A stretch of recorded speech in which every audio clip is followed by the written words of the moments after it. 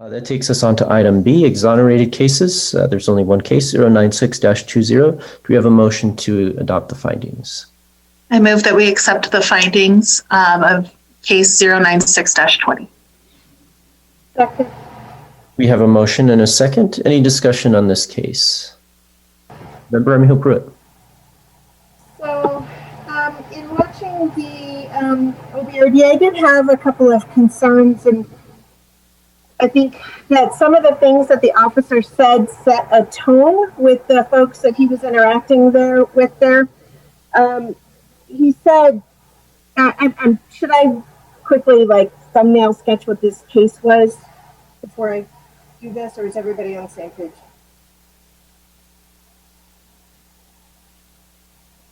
So this was an assault that happened in a hospital.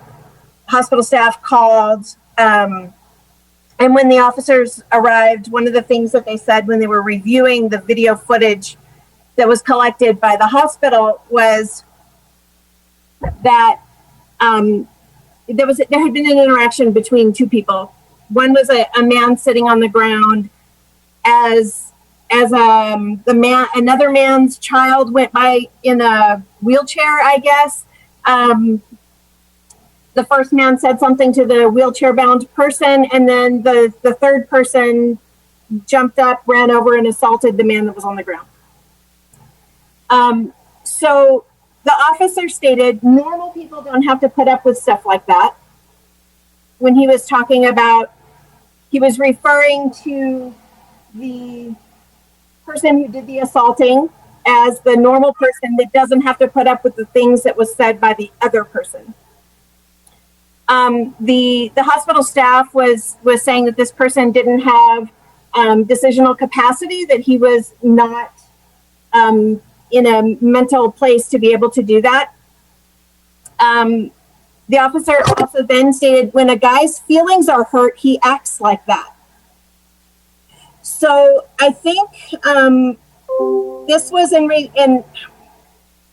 response to the security guard. I assume is a security guard. It's one of the folks in the room when they were watching the video who had stated that even if the officer had said that guy said some really ugly things, some mean things to the person in the wheelchair, and the other person who was off camera said, yeah, but that doesn't justify a physical attack. And this was the officer's statement back. So it felt to me like he was really setting a tone for excusing what on the video was a pretty bad assault. It looked like the man was on the ground. He kicked him. He punched him. And so I think that there was I think that his response in that way to say that basically it was okay. He basically gave permission for the behavior. He excused the behavior. I realized that he finally did whatever. He followed up, and there was a criminal summons was given to the aggressor in that situation. But I do think it set the tone for the complaint, because when he followed up afterwards and asked the guy if you looked like he had something else to say, I think there was a little bit of it felt a little bit challenging, and I think that's where the complaint came from. So I did feel like the officer, the way he decided to sort of evaluate the system, made them feel like they weren't being taken seriously. And so that was in the response in the findings letter. It was basically everything looked fine. It seemed that it was noted by the investigator that that worked for the hospital seems like they didn't think that the cop was going to go ahead and take the next step and take it seriously. And it almost felt like there was a judgment about those folks not believing that he'd take it to the next step. So I just wanted to state that, I don't think that there's necessarily any reason not to approve these findings, but I don't know. I felt uncomfortable with the cop saying that normal people don't have to put up with this.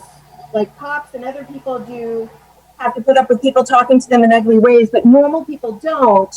And that when a guy's feelings are hurt, this is how he behaves. Like that piece about that's how people whose feelings are hurt behaves struck me as very dismissive to what the people's concerns were in the room.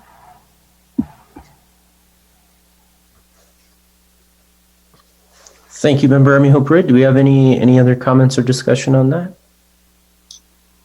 Yeah. Member Nixon. Well, I definitely agree with Member Armijo Pruitt and what she's saying. You know, to be honest with you, I'm not surprised that this officer is being exonerated and they didn't see anything wrong with it, because I think that this is one of the biggest plagues and difficulties in dealing with APD is the implicit bias and the latitude that officers have to kind of be unprofessional. I'm trying to understand at what point is it appropriate for him to make comments like that, as opposed to just kind of doing the job as law enforcement there, protecting and serving.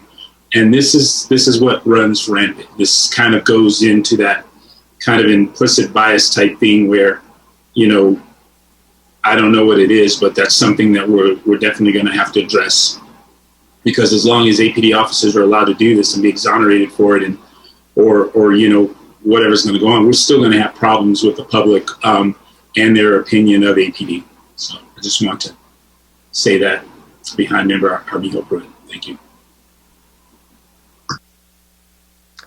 Any other comments or discussion? Not seeing any other board members' hands up. One more look here. We'll go ahead and conclude the discussion here. This is again on case 096-20. Ms. Barela, could you please call the roll? Member Armijo Pruitt? No. Member Galloway? Yes. Member Johnson? Yes. Member Mitchell? Yes. Member Nixon? No. Member Olivas? Yes. Member Rell? No. That motion passed 4-3. Thanks. Thank you.